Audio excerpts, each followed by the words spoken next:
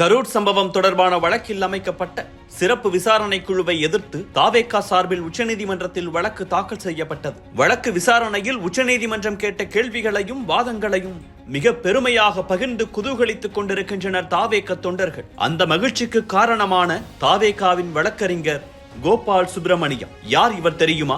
1958ஆம் ஆண்டு கர்நாடக மாநிலம் பெங்களூருவில் பிறந்தார் கோபால் சுப்பிரமணியம். தந்தையின் பணி காரணமாக டெல்லியில் வளர்ந்தவர். அங்குள்ள புனித சேவியர் பள்ளியில் தனது பள்ளி படிப்பை முடித்தார். ஹன்ஸ்ராஜ் கல்லூரியில் பிஎஸ்சி முடித்தவர். டெல்லி பல்கலைக்கழகத்தில் சட்ட படிப்பில் இணைந்தார். சட்டம் பயிலும் காலத்திலேயே மிகச்சிறந்த மாணவனாக பேராசிரியர்களால் அடையாளம் காணப்பட்டார் கோபால் சுப்பிரமணியம். கார்ப்பரேட் வழக்குகளில் ஆர்வம் கொண்டிருந்த கோபால் சுப்பிரமணியம் அவரது நண்பர் ஷர்துல் ஸ்ட்ராப்புடன் இணைந்து பல்வேறு வழக்குகளில் வாதாடி வந்தார். பின்னர் மத்திய பிரதேசம் மற்றும் உத்தரப்பிரதேச மாநிலங்கள் சார்பில் அவர்களது முக்கிய வழக்குகளில் பல்வேறு நீதிமன்றங்களில் ஆஜராகி வாதாடினார். இதனிடையே இந்தியாவின் தலைசிறந்த வழக்கறிஞர்களில் ஒருவரும் மத்திய அரசின் முன்னாள் தலைமை வழக்கறிஞருமான சோலி சொராப்ஜியிடம் பணியில் சேர்ந்தார் கோபால் சுப்பிரமணியம். உச்சநீதிமன்றத்தில் பயிற்சி செய்ய சோலி சொராப்ஜியின் வழிகாட்டுதல்கள் அவருக்கு உதவின.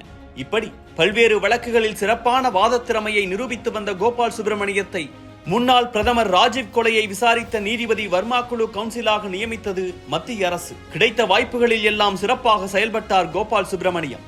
இந்தியா முழுக்கவே பல்வேறு மாநிலங்கள் தங்களது வழக்குகளில் கோபால் சுப்பிரமணியத்தை பயன்படுத்த தொடங்கின.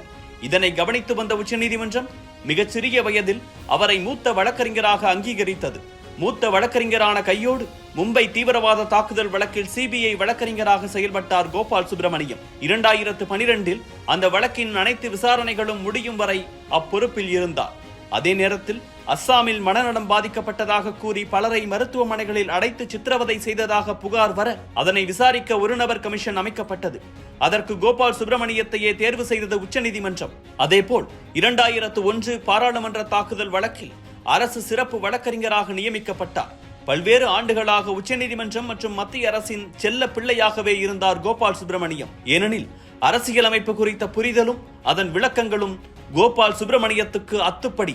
அதனால் பல்வேறு சட்ட வழக்குகளில் அவரது நிபுணத்துவம் உச்சநீதிமன்றத்துக்கு உதவியது. இந்நிலையில்தான் 2005ஆம் ஆண்டு மத்திய அரசின் கூடுதல் சொலிசிட்டர் ஜெனரலாக நியமிக்கப்பட்டார் கோபால் சுப்பிரமணியம். 2009இல் சொலிசிட்டர் ஜெனரலாக பதவி உயர்வு பெற்றார். இந்த காலகட்டத்தில் அஜ்மல் கசாப் வழக்கு, 2G வழக்கு, குழந்தைகள் கடத்தல் வழக்கு உள்ளிட்டவற்றை திறம்பட கையாண்டு வந்தார். ஆனால் காங்கிரஸ் அரசுக்கும் கோபால் சுப்பிரமணியத்துக்கும் இடையே மோதல் உருவாக தொடங்கியது. வழக்கு ஒன்றில் சொலிசிட்டர் ஜெனரலான கோபால் சுப்பிரமணியத்தின் பேச்சை மீறி ரோஹின்டன் நாரிமன் வழக்கறிஞராக நியமிக்கப்பட்டார். இதனால் தனது பதவியை ராஜினாமா செய்து வெளியேறினார். அந்த நேரத்தில் வெளியான ரத்தன் டாடா நீராராடிய ஆடியோவில் கோபால் சுப்பிரமணியத்தின் பெயரும் பேசப்பட அரசு சார்ந்த எந்த பணியிலும் இனி ஈடுபட மாட்டேன் என சொன்னார் கோபால் சுப்பிரமணியம். இந்த விவகாரத்துக்கு பின் கார்ப்பரேட் நிறுவனங்கள் தொடர்பான வழக்குகளில் தன்னை ஈடுபடுத்திக் கொண்டு வாதாடி வந்தார் கோபால் சுப்பிரமணியம். தனியுரிமை தொடர்பான வழக்கில் ஆஜராகி அதனை அடிப்படை உரிமை என்ற தீர்ப்பை பெற்று தந்ததில் கோபால் சுப்பிரமணியத்தின் பங்கு மிக முக்கியமானது. அதேபோல பிசிசிஐ தொடர்பான வழக்கில் நீதிமன்ற வழக்கறிஞராக செயல்பட்டு லோதா குழு அறிக்கை வெளிவர உதவினார். இப்படி செயல்பட்டு வந்த கோபால் சுப்பிரமணியத்தை உச்சநீதிமன்ற நீதிபதியாக நியமிக்க முடிவெடுத்தது கொலீஜியம். நாட்டின் அத்தனை வழக்கறிஞர்களும் இந்த முடிவுக்கு வாழ்த்து சொன்னார்கள். ஆனால் மத்திய அரசு அந்த முடிவை ஏற்கவில்லை. கோபால் சுப்பிரமணியத்தின் பெயரை கொலீஜியத்துக்கே திருப்பி அனுப்பினார்கள். ஆனால் கொலீஜியம் விடாப்பிடியாக இருந்தது. உச்சநீதிமன்றத்துக்கும் மத்திய அரசுக்கும் இடையே பனிப்போர் மூண்டது.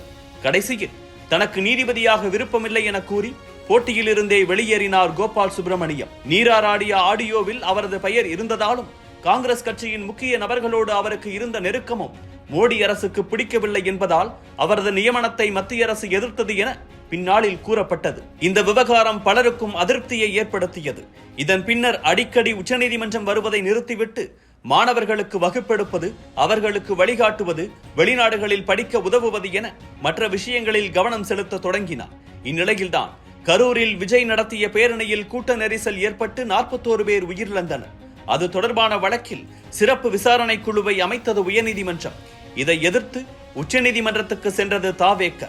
அந்த வழக்கில் தங்களுக்காக வாதாட கோபால் சுப்பிரமணியத்தை இறக்கினார் ஆதவ் அர்ஜுன்.